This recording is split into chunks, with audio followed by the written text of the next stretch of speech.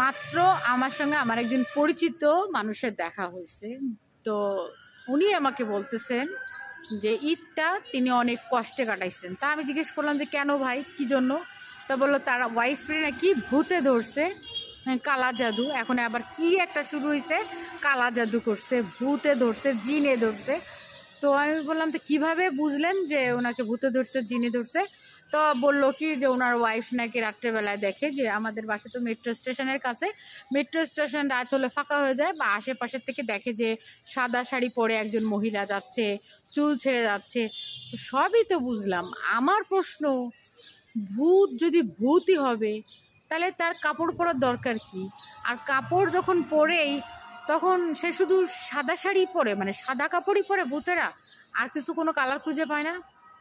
আরও ইন্টারেস্টিং প্রশ্ন আছে আমার মনে, সেটা হচ্ছে ভূতের আবার কাপড় পরার দরকারই কি?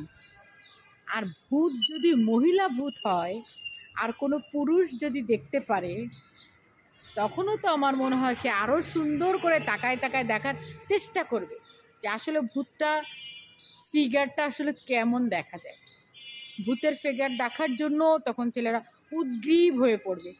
যদি সেটাও সুন্দর হয়ে যায় তাহলে তো তারা বলবে যে ভূতটা আরও দীর্ঘস্থায়ী হোক। তো সেই জন্য আমার মনে নানান প্রশ্ন। ভূত দেখা গেলে কেন তাকে কাপড়বিহীন দেখা যায় না, কেনই বা সাদা দেখা যায়? আর ছেলেরা এত কিছু দেখতে পারে, আজ পর্যন্ত কোনোদিন তো বললো না।